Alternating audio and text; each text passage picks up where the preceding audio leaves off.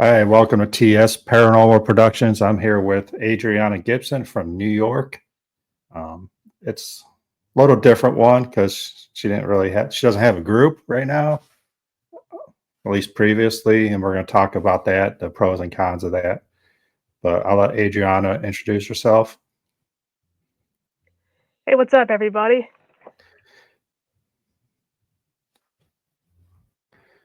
So New York, you're like what?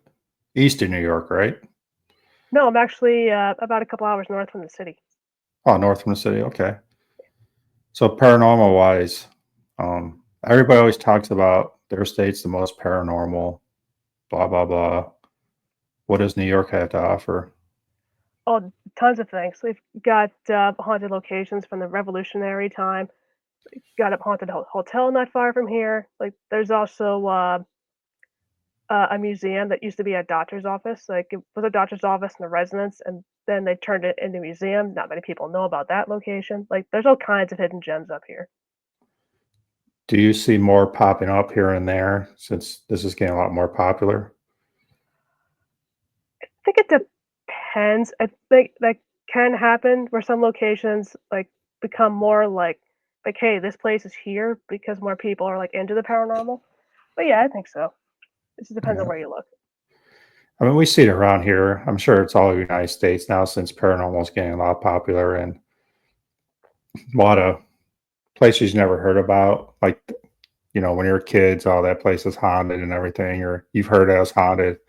Now they're still, now they're renting out to the paranormal. And it is I don't want to say a moneymaker. It's pretty much just to keep that place afloat because these places really don't make huge money off of us. They just want to keep fixing it up and keep the history alive. Right.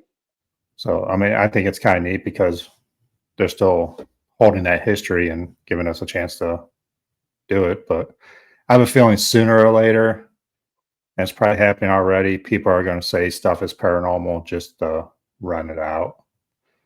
And I think it's going to be like people like me and you go there and be like, oh, I didn't really get anything, type of stuff. Because it's going to turn into a huge business sooner or later.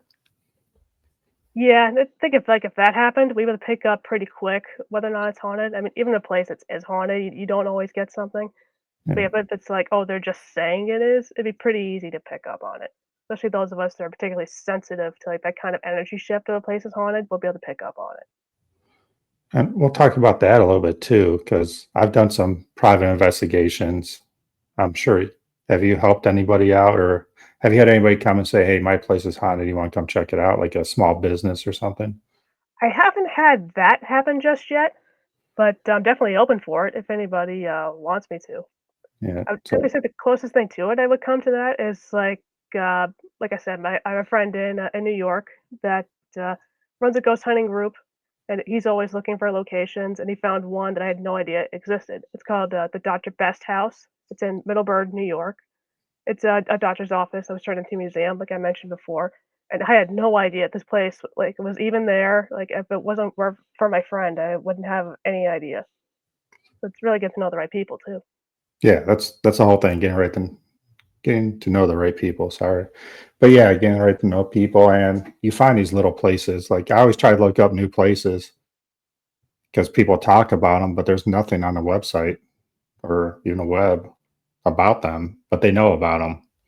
So it's kind of cool to get with some of these other groups and get to some of these places that really haven't been investigated that much. Yeah, like, even some, like, ghost hunting groups will have, be like, "Hey, we're having this event at this location," and I've never heard of it. It's like, "Oh, if I can't, go right this very second, I'll save it for later so I can, like, look this place up later if I wanna investigate." Yeah. Yeah, I take a lot of screenshots on my phone about places. Me too. But so I was trying to look you up. I was telling you before, not much about you because I really didn't want to know much, but you got to investigate with Nick Goff, right? Groff. Groff. So how was that? How that come about? Oh, that was so awesome. So what happened was, it was, like, 2021, he had announced that, he wanted to have this big, giveaway, and the grand prize winner would win all expenses paid trip to the Hinsdale house. And, And there was a bunch of different things that we could do to like earn points that go towards the contest, and then a grand prize winner would be randomly drawn at the end. And several months went by before the announcement, and I was just the whole time I'm thinking it's probably going to be somebody else's name. Like I should be prepared for that. Like it's probably not going to be me. Ironically enough, the night before they announced the winner, I was actually at the Oliver House in Middleburg, Massachusetts, and where I first met Nick on the Nick Groff tour we did a few years prior. And also, when we got there, the owner told us, "Oh yeah, Dan Class, owner of the Hinsdale House, he was just here like the day before we showed up." Like, yeah, that's really weird. Like, also, like, the night before the 4th of July too, so that definitely sparked up a lot of energy from that house. And, we're driving back home from Massachusetts, I see my phone's going nuts with messages. Like, "What is going on?" I check my email, sure enough, I was the grand prize winner to go with Nick to Hinsdale House. Oh, that's nice. No, that's cool. I mean, so how was that experience meeting him? And well, I mean, you met him before, but like really investigating with him. Oh, it was definitely something special to, like, go to the house and be, like, at this one-on-one location with him. Like, it was him, me, the owner of Hinsdale, and my best friend who'd never met Nick before. And I was like, "Yeah, you should come meet him because I talked about him for years, you might as well come do it." And he's a ghost hunter with me before, one of my best friends, James. He's always ghost hunted with me before, but he never met Nick, so it's like, "Yeah, you should come." And, the energy in that location felt weird, like, we didn't even step on the property, like, we just pulled up in the car. I felt something come right on me, like, it felt heavy, like, the energy felt really heavy, and I just had to summon up, like, as much, like, positive energy and, like, prayers, like, anything I could think of to summon, like, positive energy to get back off. So I don't know what it was. I wouldn't necessarily it would say it's demonic necessarily, it certainly wasn't friendly, but, that was, my first impression of the house. It's like, "Okay, this is gonna be an active night." So, when we get into the house, because 'cause I've got some, like, clairvoyant, like, medium-like abilities, I hear a male voice say to me, "We know who you are." I was like, "Yeah, this is definitely an active night." Unfazed, Yeah. no, it was a great time. We got all kinds of things, like, we used Nick's Geoport, we got my name a bunch of times, which is significant to me because my name is not easy to say on No. any kind of, like, paranormal device. So I mean, you did the investigation with Nick. Then did you publish an article then in Haunted? Yeah, I did actually. I, published an article talking a bit more about it in, Haunted Magazine, number 46, I think? Yeah, so it's still out now. That's pretty cool. I mean, you have to be happy about that. I mean, Yeah, yeah, I remember when you first emailed me, you're like, "Hey, I'm Adrianna Gibson. I investigated Nick Groff. I'd love to be on your podcast, and I'm in this magazine." I'm like, "Okay, now I gotta look into this a little more." No, I mean, that's a cool experience, obviously, Nick. I mean, I'm glad he's back doing stuff. I know he kinda TV wise, kinda, you know, stayed out of the limelight a little bit yeah, after the whole thing then, but he was always one of the ones I enjoyed. He just seems down to earth and loves what he does. I mean, yeah. that's the impression I get from him. I mean, it could be different. I know a lot of people that have met him say the same thing. Oh, no, So, for sure. What you see is what you get. He's a very genuine person, down to earth, like, definitely knows what he's talking about. He puts passion into everything. No, I definitely take, a lot of, influence from him from my paranormal investigation career. yeah, I mean, he's one of the guys I like to watch and learn some stuff from. So, never got a chance to meet him. I've known a lot of people that shook his hand, I guess you want to say, and Yeah. it's all positive. So I'm glad you got that experience. It's cool. So going past that, we're gonna get into a little bit about some investigations. Besides that one, probably your bucket list right there. Is there any other investigations that you've done that kind of stand out? Yeah, I, been to the Shanley Hotel a bunch of times. I'm talking about the Shanley, not the Stanley. A lot of people get that mixed up. Yeah. It's, in Napanoch, New York. It's a haunted, bed and breakfast I've been to a bunch of times, and, that was really the first place I really got an idea of what paranormal investigation was like. I mean, I've delved in it here and there with, like, like say, like my cousin's haunted house, or like my friends would bring me somewhere, or like in like local town that like was haunted. But to actually be part of an investigation was the Shanley Hotel, and I've just been going back ever since. And I just love it there. I've always gotten something every time I've gone there. That's cool. That's kind of like Madison Seminary up here for us. It's right down the road, and it seems like that's our EVP central. Like every time we do it, I get some good EVPs out there. Love it. So you got the Shanley. Um, obviously, you and your boyfriend are invited whenever I get that booked up, and I think Verona Ghost Chasers are going to join us for that too. If we can get that, Nice. so there'll be a couple groups there, learn from each other. They've been there too, so I'll be the only one that's never been there. And I believe my niece is going to join me on that one too. So that'll be fun. I can't wait for that. Is there any, like, do you usually just stay around New York area, Eastern United States, or have you gone anywhere else? So far, the furthest place I've gone is Pennsylvania. We went down to Penhurst for a Penhurst Paracon this past summer, and Okay. that was really fun. I definitely felt really weird when, like, not even like stepping on the property, like just like my friend was driving, and just like a couple minutes, like miles far from it, I felt really weird energy. And as soon as I laid my eyes, like on like the decrepit buildings of Penhurst, I could just feel weird energy all over me, like almost like I was getting like poked all over, like, hey, help me, help me, help me. Okay. I had to say, guys, back up. I'm only one person. I can't help you right now. They did leave me alone, but the main thing that I felt once me and my friend to kind of investigate a little bit, or at least check out the different buildings, because we were RIP. The main thing I could feel is that it kind of, the best way I can describe it, it felt like psychic static, like a lot of like white noise. Probably because there were so many people investigating there, it just felt like a lot of interference, a lot of white noise to me. I Okay. also felt like some of the patients were hiding too, because there were so many people there, like, it kind of, like, really, like, freaked them out. So I was like, "Okay, maybe I should come back when it's not such a big event, and, like, Yeah. see if they pick up on anything." I definitely wanna go back there. I like Penhurst. So I invite people all the time. So um, we do a big trip every year as a group. And I think there's like 6, 7 of us now. So Penhurst is probably going to be on the trip. So I will rent that place out by myself. And then obviously, if you guys want to join, you can. Yeah, love to. So there'll be less people there. Yeah, it's such a huge location, like, you definitely need at least, like, a small handful of people to really get an idea of what the place is like, and to minimize contamination too. Yeah, I think probably around 12 people we'll have there, and that's it. So Yeah. we'll try to get that done. Sorry, someone's walking in my house. Uh, but yeah, we'll try to get that done too. I'll let you know dates of that. So we'll do Shanley. We'll do that sometime. So, Yeah, that'd be great. so what got you into the paranormal?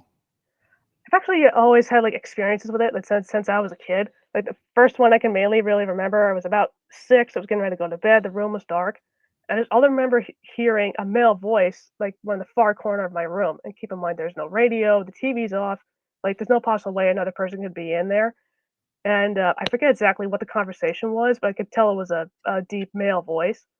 I ran out of the room screaming, "Mommy, mommy, there's a ghost in my room!" And, parents, they don't really believe you when you're that young. It's like, "Oh, yeah, it's just your imagination." And I just always had, like, different shows would pop up that would pique my interest. I really didn't decide to, like, investigate until I saw Ghost Adventures, like the Pavilion Island episode and Linda Vista. Once I saw those 2, I was like, "Oh my god, this is real. Like, this isn't it's just my kid imagination. This is a real thing." So I just started, like, investigating here and there, like, take a little old night vision camera and just, like, see at my cousin's house if it's haunted, see if what we can catch. Met my friends, we went to the Shanley, and it just kept snowballing from there. Have you ever been to a place like it's just dark and you really don't want to go in, or you always just kind of face your fears and go in? I tend to face my fears more than anything, but certainly since I experienced the Hensdale house, I was like, "If I can handle that place, I'm pretty sure I can handle anywhere." The only place where I was very hesitant to check out was Bobby Mackey's. And once they like remodel, I'll still consider going back, but I definitely need to do some serious like spiritual training to be ready for that. But for the most part, I haven't counted too many places that were that dark. So I haven't really looked too much what happened to Bobby Mackey's. I know they tore it down. Did they build on site or a different place? I'm not too sure. I haven't heard too much about that. I think I thought it was a different place because I know people are investigating it. I just want to know, like, because that whole thing was with the portal. That's what made it so Yeah. famous. Did they build next to that or on that? I don't know. I highly doubt they built on that, but I was just wondering if like the spirits followed to the new location or they're just on that property that they tore it down. It's probably a mix of both. Like I feel like some did like follow to kind of like listen to the music and communicate to people there. Others kind of like stuck there for who knows what reason. I mean, there's no way to know for sure, but that's the impression that I get. I think it's a mix of both. Mix of both. I mean, it makes sense. I mean, if you're there for the music, you're gonna follow where the music goes, right? Yeah. Good comments up. If anybody, I know there's a couple people on. If you have any questions for Adriana, just type them in and we'll get to them. Yeah, yeah. I'd be more than happy to ask any questions that you guys have that are listening in. I'd be more than happy to. So we're talking a little before about how it's kind of neat because you don't have a group, or we'll get into that though. Yeah, A group, like it's just you and your boyfriend, and you're not really a team. You just kind of go do your own thing and sometimes together or whatever. So yeah. we're talking about the pros and cons of having a group and not having a group. And obviously there's both. I mean, you just recently joined a group. Yeah, I recently got put onto Grim Reaper Paranormal. I'm one of their newer investigators. We haven't really investigated anything just yet, but I know they're trying to set things up for next year.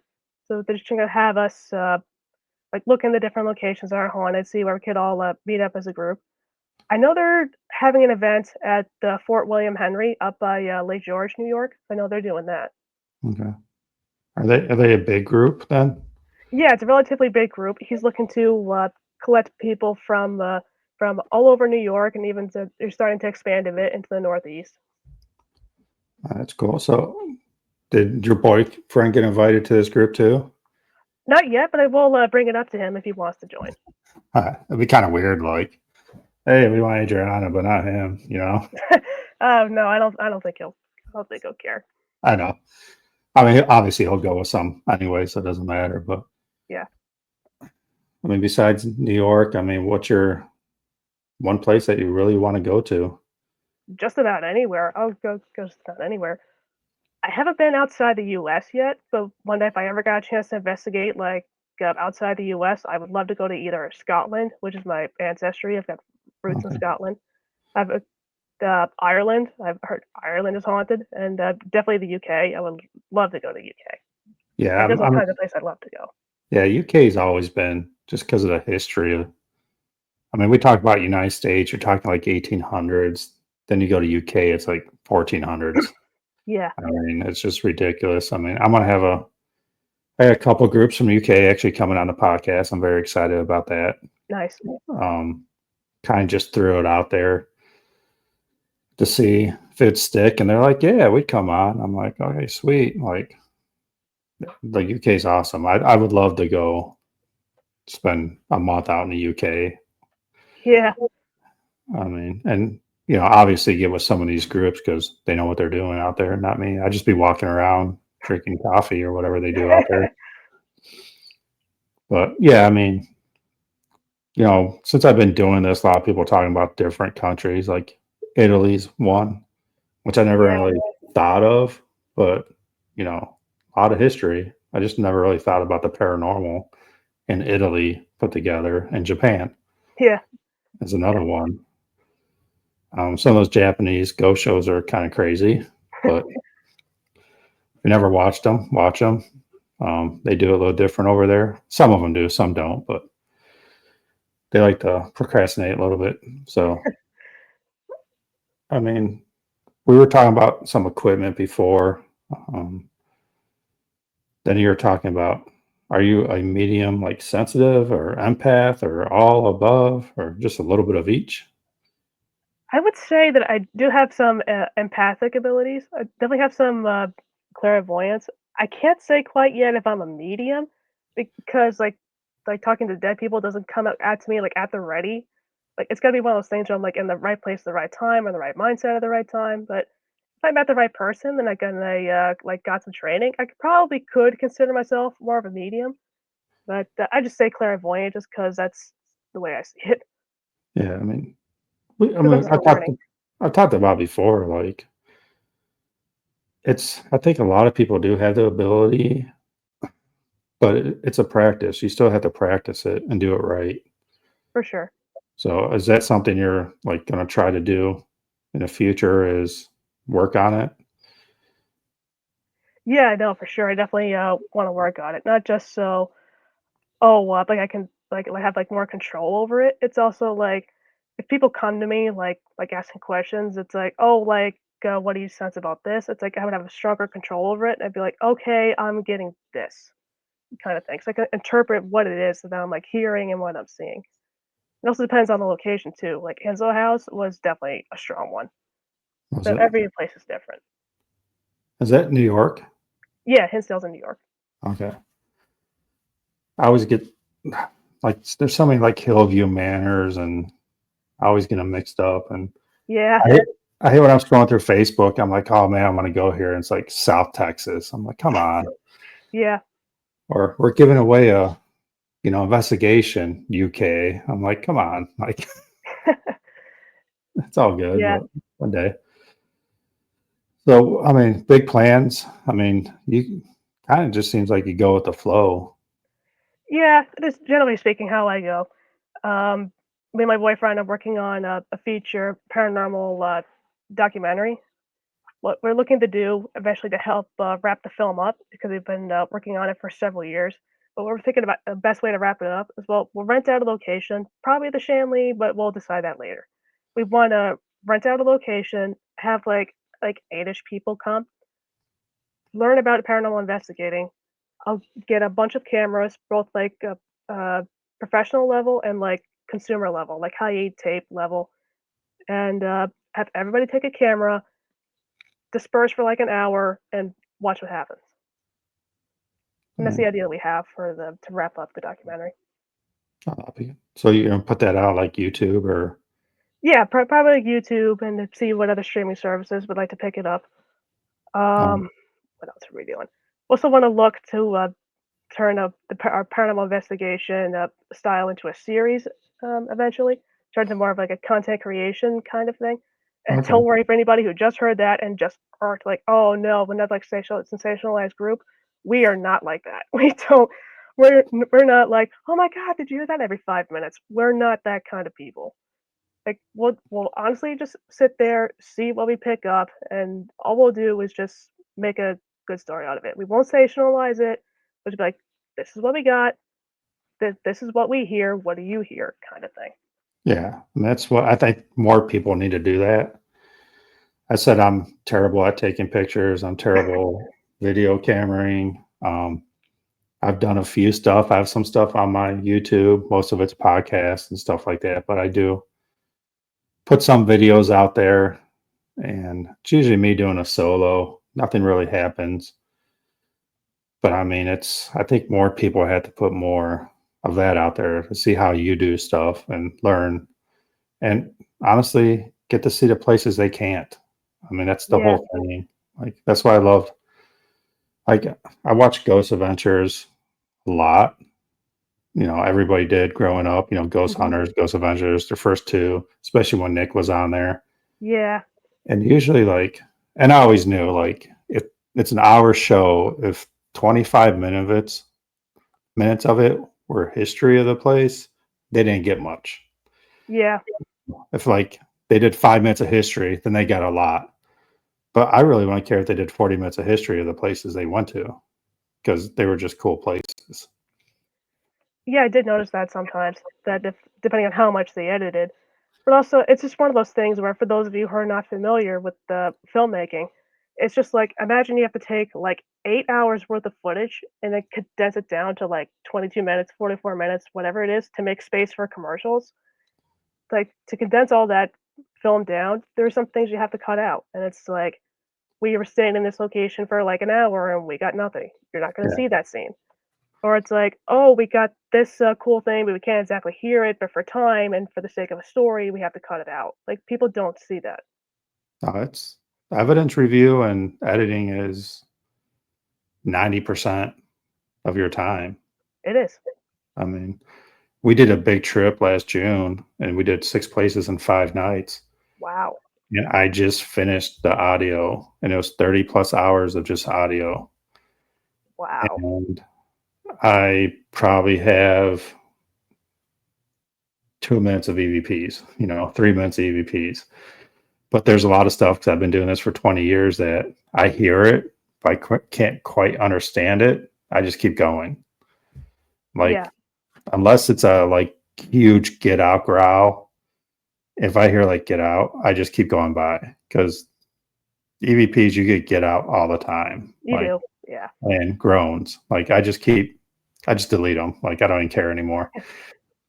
But, the good class A EVPs, like 30 plus hours, I probably have maybe 2 or 3 minutes total of Right. EVPs, which I love. I mean, I'll do 30 hours to get 2 or 3 minutes every time. Like video, I had like 15 hours worth. I probably won't use any of that unless they align with the EVPs. Yeah.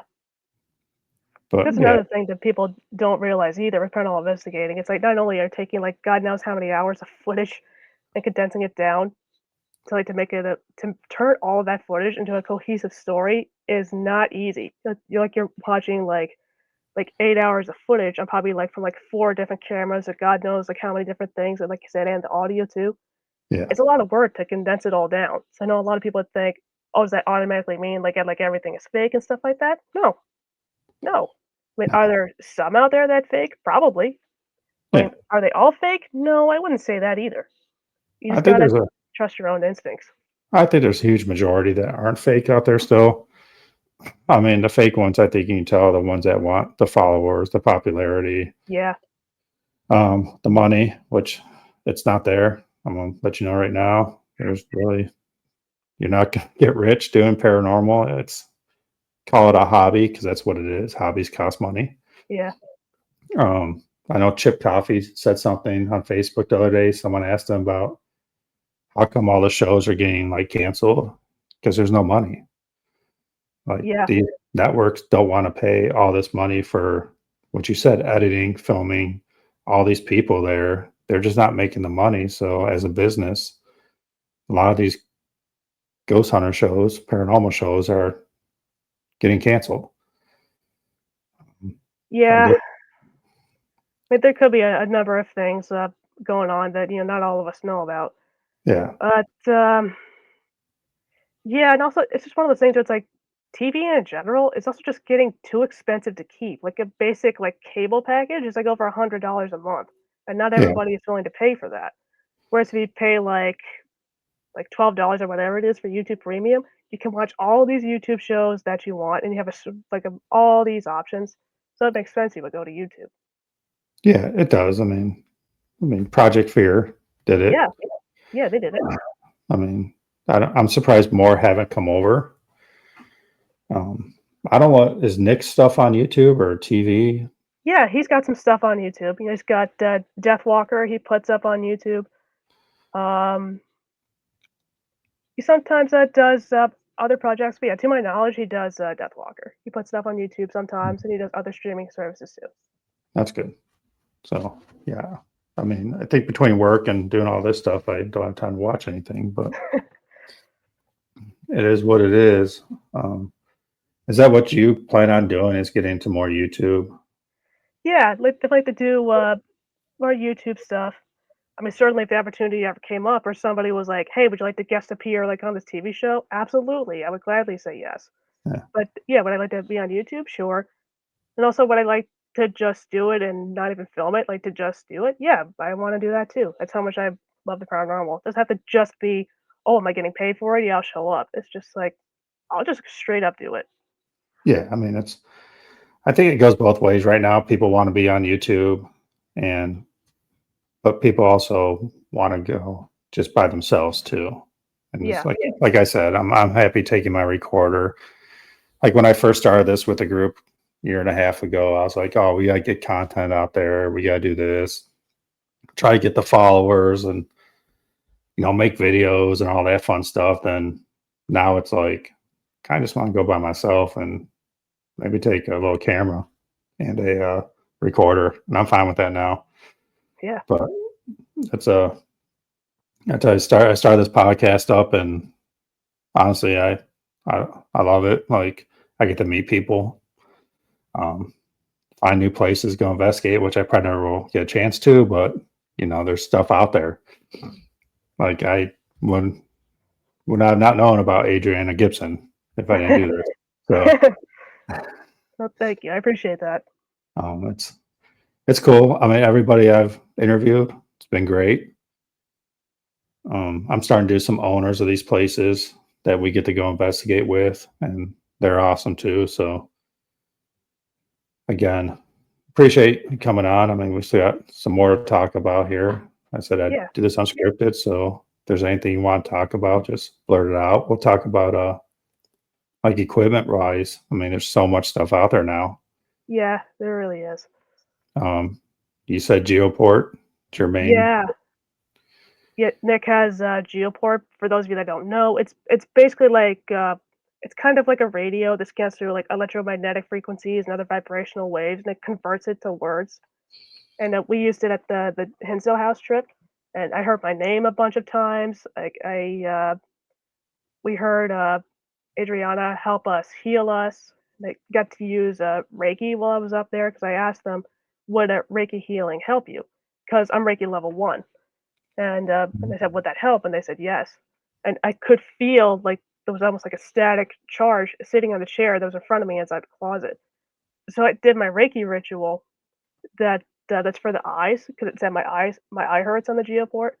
And as I did that, I had my hands out doing my Reiki session, and Nick said, "Can you feel that?" We heard the Geoport say energy.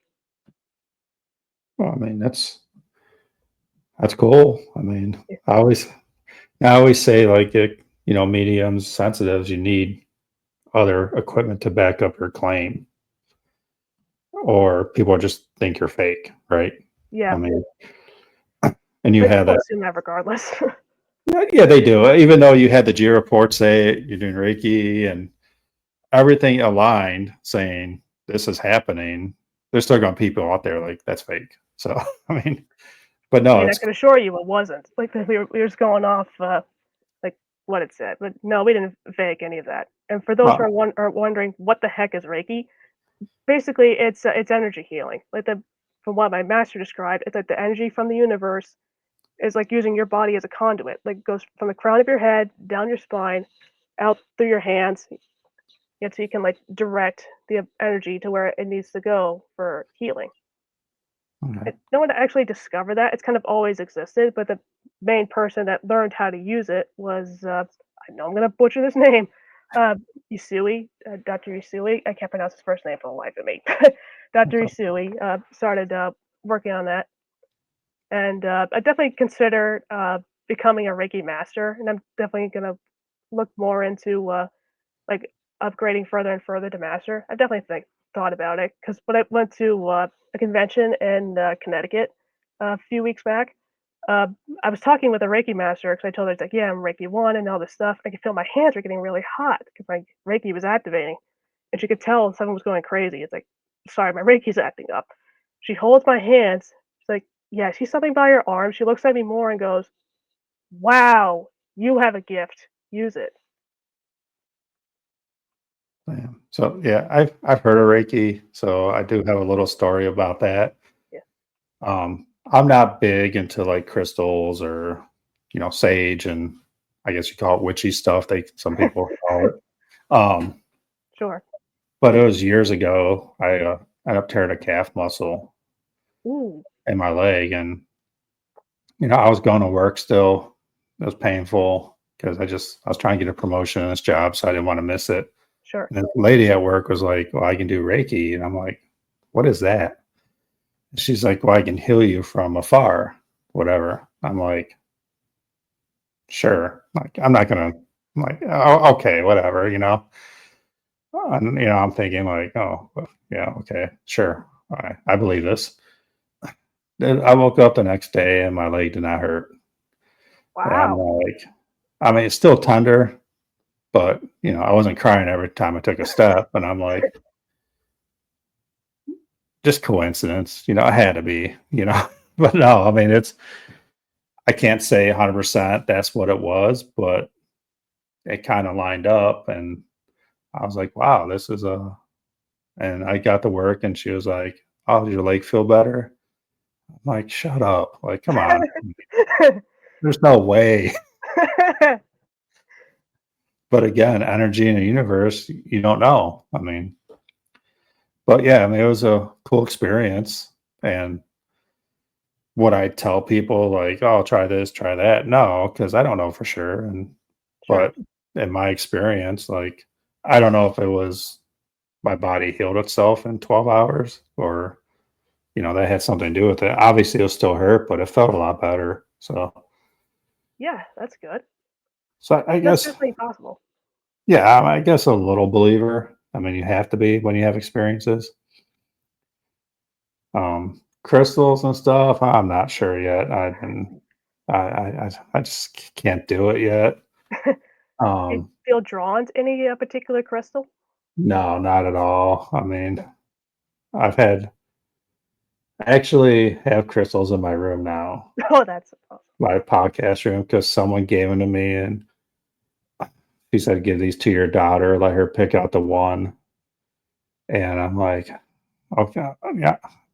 Try to be a nice guy. I'm like, "Yeah, sure." And they're just sitting up on my dresser right now still, so in Nice. my podcast room, but, they're over there, and I don't know, so many people believe in them. I mean, there has to be something to them. I would guess. I don't know if I would say crystals have like healing abilities, but certainly if you're tuned right, you'll pick up on like ones you're supposed to use. Like for me personally, amethyst has always resonated with me. Like whenever, because I would sometimes use a pendulum, like a crystal on the end of a Yeah. chain. And whenever I used amethyst in particular, that would react like crazy to me. So amethyst always resonated with me. Yeah, a lot of people have their go-to, I guess, and, being me, I actually laid them on the table. I think there's like 8 of them, and I'm like, "Maybe something will jaw." Like, nothing. They're rocks to me right now. Not Sure. saying that's not gonna change. I mean, we're in this field, and you see a lot of stuff you can't explain. So, not saying that it won't. My brother just got into paranormal a little bit. He knows what I do. So, I took him on a couple investigations, and we were talking about crystals, and, when my mom passed, he was having a real rough time, and a lady said, "Go get a crystal." And he was like me, like, "Yeah, go pound salt." Sure. And he walked by a store that had crystals, and he went in there, and he said he was drawn to one, and he bought it. Don't know why, kept it in his pocket, and he felt better. And Nice. he's like, "I don't know, like, mom told me to buy this or what," but he's like, "It works. That's all that matters." So, Yeah, and also you have to put the right intention behind the crystal too. Like, yeah. I think some are meant to help, like, with clearing, others are meant to do, like, other things. Oh, does that mean if you, like, lay in a bed of crystals, you'll be automatically healed? No. No, probably not. Will it assist in the process? Probably. I mean, it's just like anything else. Like, it needs to be, like, used along with something. Like, it's meant to assist you. No, and you have to have faith in it too, Yeah, you gotta have some kind of faith in it too in order for or it to work. belief, faith, whatever people wanna say, but Yeah. yeah, I mean, you have to have the belief that will help you if you just like someone said, "Here's a crystal, this will heal you," and you're like, "Whatever," throw it in your pocket. It's not gonna work. I mean, unless you really believe it's going to. Yeah. But oh man, so let's talk Ouija boards. Oh, the deep It, stuff. it's a big topic. I mean, it's always going to be a big topic. Yes or no? I don't know. I haven't used one. I was once on investigation, same thing, a Nick Groff tour. It was one of those things where like they did four locations in one night, and one that we did was it was a Masonic temple, and in the middle of it, they brought out a Ouija board. And at that point, I was at the mindset of like, I am not gonna touch that thing. We don't know what you're messing with. But now that I'm more like skilled in the paranormal field, for lack of a better word, it's like I'll consider learning how to use it properly. I'll consider how to use one of it properly. Because the Yes. main issue that I would say with Ouija boards is that if you don't know how to close them properly, that's what will cause issues. Okay, maybe that's a kind of an exaggeration. So that doesn't guarantee that something will happen, but it does increase the chances if you don't close it properly. This Yes. old apartment that I lived in, it was definitely haunted, and we got the sense that the main reason it was haunted was because a couple of tenants who had lived there, both in ours and the apartment below, they used Ouija boards and they didn't properly close it to basically help to open a portal, which is what caused the hauntings of that place. Thank God nothing followed us. Knock on wood. But but I think it depends. Just like anything else with Ouija boards, like anything else paranormal investigating, like you with the digital recorder or me with the clairvoyance, you just have to know like how to properly use it. Like the proper like intention going in and say you cannot follow me home and close it properly. Just like with anything else, it could probably work, especially if you learn like how to use it properly. That's the main thing I would say about it because it's kind of neutral. It's just like any other ghost hunting tool so far from what I've seen. But until I personally used one, I can't personally say for sure if it's like, oh yeah, like I wouldn't recommend using it or something like that. It's just all about intention. It is. I mean, it's I don't know. I don't have a problem, but kind of like apps. People talk about apps all the time now on your phone. Yeah, I'm not linking all these together, but apps have AI built into them now. They're hooked up to their internet.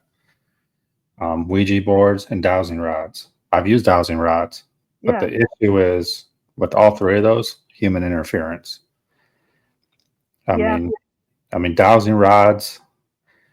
I think they're cool. They're fun to use, but I don't think you can take huge credit in them because I mean, I'm sure you used dowsing rods before. yeah. I have actually. I think the last time I used dowsing rods, it was at the Shanley Hotel, of course. It was the first time I brought Brian there. They were passing around a pair of dowsing rods, and people were getting like a couple things here and there, but not much. They passed it to me. I'm holding them like this, and the lead investigator goes, "Okay, where are you?" They're pointing outwards like this. They slowly turn backwards to me, and I'm like, "Whoa, whoa, whoa, whoa, whoa, whoa, what's going on?" So that was weird, and that wasn't me turning them. These were straight up turning backwards like this, and there was no I reason for them to. Yeah, I mean, that's the thing, though. I mean, your body can subliminally. I mean, you've touched them before. You don't have to move too Yeah, much. Not yeah, saying you did. I'm not saying other people do. right. We were at Trans Allegheny the first time. I've seen them, and this was years ago. And I had my daughter there. My two friends were there, and I asked the guide. I'm like, "Do you have dowsing rods?" I'm like, "I've heard about these things." So we tried them.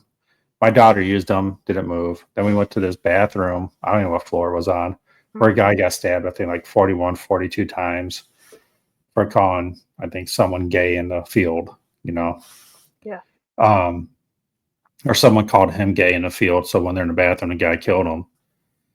My buddy Ashley, I was using them and they were moving here and there, yes, cross, no, spread out. And he grabbed them and like, he's like, I'm not moving. Like, I don't care. Like, he was concentrating so hard to make sure that he would not move. And stuff just started answering questions. And like, oh, you know, do you like women? Is that why you're upset? Is that why you stabbed the guy 41 times? And they were spread out at this time. And my daughter was like, probably like 10, 11 o'clock that way. And this one like slowly creeps over and stops because we told like point to a girl. And this one was over here, flew over and just like, bam, stopped right at my daughter. And you can't stop those. I mean, they're in a copper sleeve. I mean, right. yeah, he dropped those things, and that was like 4 years ago, and he will never touch them again. He's like, I'm no, he's like, I'm done with this. Like, it was cool. I mean, but I have a huge issue like human interference, like apps.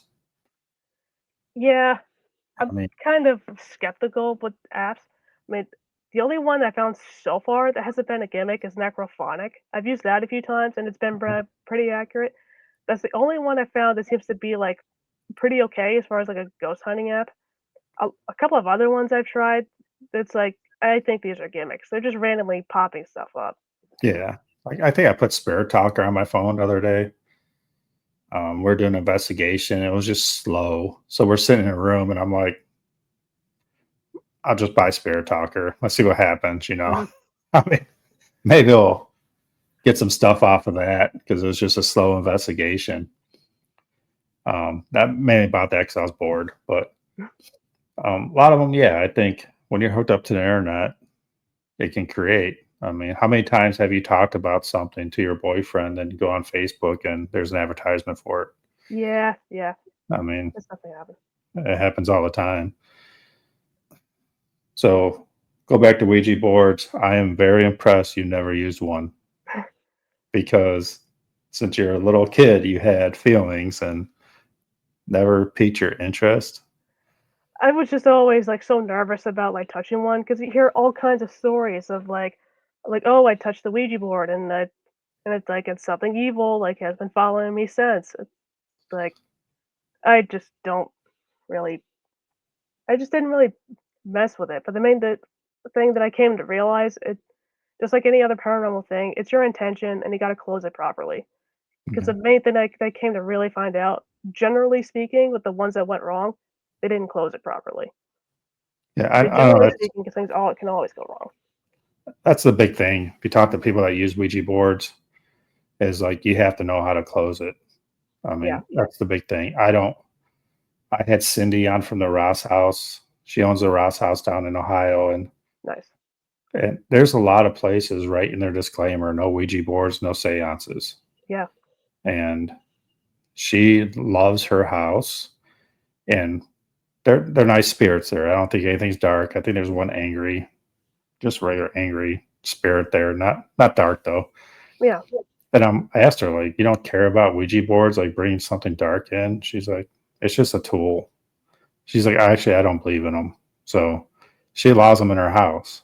Like she doesn't care. I'm like, oh. wow, And I was like, hey, what if something dark came in because someone was using a Ouija board? She's like, you have to prove it came through the Ouija board. yeah, And I'm like, okay. I mean, I get it. Like, I don't use them. I think there's better tools out there. I mean, I'm sure if I was 15, 16, like all 15 and 16-year-olds want to use a Ouija board. sure. I I mean, mean, you they go to, should sell them in Five Below for crying out loud. You can get one for $5. that's what I'm saying. You go Five Below now and get one. I mean, I think that's my biggest problem because a gaming company made them. I mean, Yeah, how true can that be? It's just like Monopoly. But yeah, honestly, if I found like an old one, I would probably try it yeah, again. Like I used them when I was younger. But if I found like something from like, if I went over to UK, someone had one from like the 1700s, you have to. As long as someone's there that knows what they're doing, yeah. Knows what they're obviously. doing. But Yeah. yeah, I would love to say I did it, I guess. So besides, I don't know, tool wise, I mean, is that Geoport the same thing that Jack Osborne used to use on his show? Um, no, I think it's something different. I think Okay. it's probably like a like similar technology, but no, I think it's something else. Okay. So ghost shows. So which ones besides Ghost Adventures? I've always asked that. Like, do you watch any other ones? Oh yeah, I've definitely watched all kinds of different ones. I mean, obviously, I'm a big supporter of Nick of the Paranormal Lockdown, Ghost of Shepherdstown. Like I did those shows. Paranormal State, I definitely like that one. Second Kids, I liked a lot because it taught the kids like how to deal with their abilities. Yeah, the list just goes up on and on and on. I've watched a lot of them. So that dude from Paranormal State starting to come around again. I saw. Yeah, There was a lot of stuff that came out though when that show got canceled about him being such a fake. I mean, there was a lot of stuff bashing him, which it's going to happen everywhere. I mean, I yeah, think a lot of the bullying and paranormal field is just jealousy. But I mean, you have someone like Chick Coffee on your show all the time. I mean, you got to be semi. legit, I guess. I don't know. I love Chip. I love what he does. But, I mean, he could be fake too. I mean, I'm sure there's people out there that don't like him, but No, I um, definitely, I've met Chip, a couple of times. He once did a gallery reading, not far from me in, Woodstock, and, I would definitely say that, he's accurate. He picked up on things, and, that were accurate for the readings he did for people. So, I think he's the real thing. yeah, I mean, honestly, he's just fun to listen to too. I Yeah, mean, no, the stories he has is just fantastic. yeah. Um,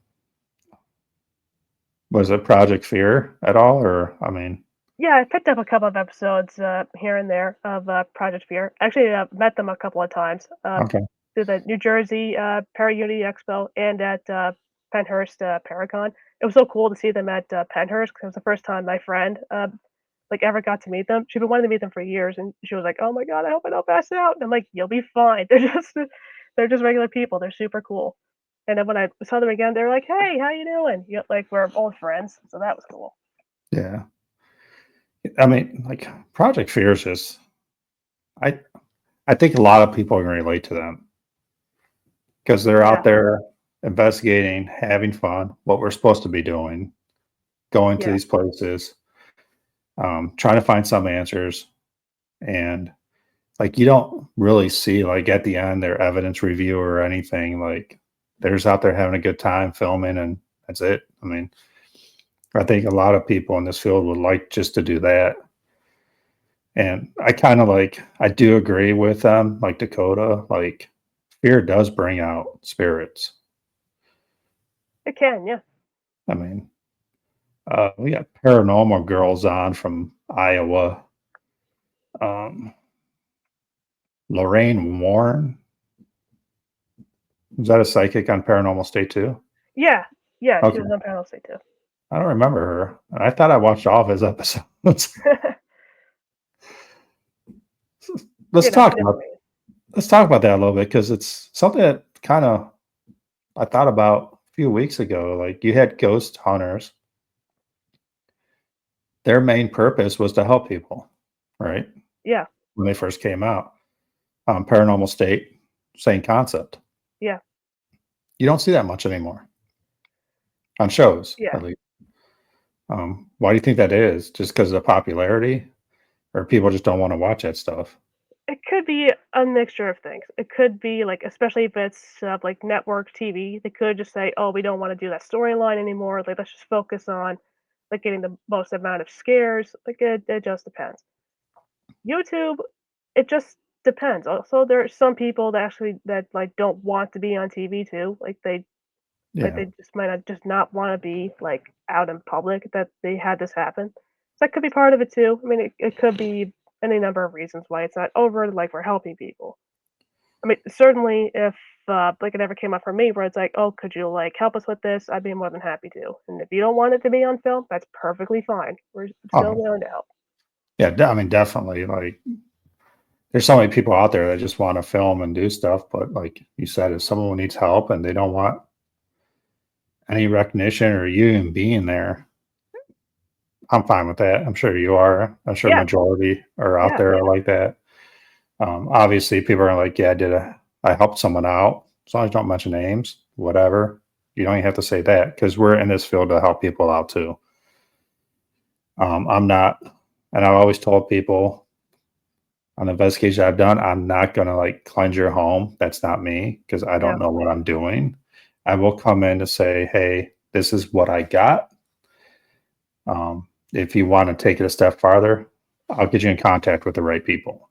sure.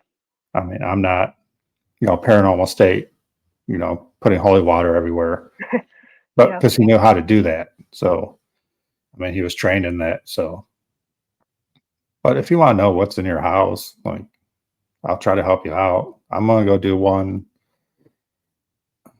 soon, guy. Like, he knows something's in it's an abandoned house that I don't want to say too much, whatever. mhm, But family member, and he knows it's there, but he just kind of wants proof. So I'm like, it'll just be me and you, dude. Like, I'm not bringing my team. We'll just go there and yeah. we'll talk and you can get some answers, hopefully. So, I mean, I'm excited for that one. This probably the last time I talk about it too. So unless he wants to bring it up, I don't really care. So no. So you're my first New York person I've had. I'm trying to hit every state. That's my goal. That's awesome. Surprisingly, besides the owner of Roth House, I have not had an Ohio group on yet. But whatever. I guess RC Paranormal's gonna come on. So how'd your boyfriend get into all this? From what he told me, he always been interested in like UFOs and aliens and that kind of thing. He's always had like an interest in it. Like he'd watch sightings and things like that. But once we met in video production class, and I really told him I was like really into these things, it's like, oh, do you want to like go with me like to the Shanley Hotel and like would you like to make a documentary out of this? He's like, yeah, sure, let's do it. And we've just been tagging along since. So is he into the paranormal or more into like just your production type? Yeah, no, he's definitely into the paranormal, and he likes to help on the production side too. That's I wish I had somebody. I always try to find a group member that's good at like social media production, putting some videos together because that's not me. I try, but it's rough, like you said before. So he's into UFOs and is he like Bigfoot and all that stuff? I'm not too sure about the Bigfoot thing. I know for me, I'm kind of on the fence about it because it's like, could it be real? Probably. I'm not sure if it is, just because so many times that people come out with evidence besides the OG film. Well, more than once, it's been proven to like not be real. So it's like Yeah. I'm not sure how to feel about it. Could it be? Sure, but I I don't know. mean, let's be honest, you do paranormal. Yeah, I mean, same thing, right? yeah, I mean, same concept. I mean, could it be yeah, real? I don't know. I mean, we've all had our feelings. I mean, yeah, I would love to go hunt Bigfoot one time, but I'm scared of bears and I don't want to run into a bear. yeah. But No, there was one time me and Brian were driving up to the Adirondacks, and we saw something big and furry in the road. It's like, is that Bigfoot? But no, it turned its head. It was a full-grown bull moose, like 7 feet tall, easy, humongous antlers, and it just walked over the guardrail like it was nothing, like it's just a little twig in the road. We just both joked with each other. It's like that looked like a Bigfoot. and how come every time someone takes a picture of Bigfoot, it's blurry? Like, come on. Yeah, But like, we're talking about like evidence stuff. So I've had this happen 3 times. Video camera out, night vision video camera, looking at my screen, see a shadow walk across it. Like, I'm yeah, excited. Like, I caught this shadow person. And it's happened 3 times. Go back, nothing. yeah. Sometimes that'll happen because especially with those small LCD screens, like it can Yeah. look like you caught something, but then you expand that onto a bigger screen. It's like, oh, I can't really see it. Yeah. I mean, I get so excited. We were in Madison and I was filming.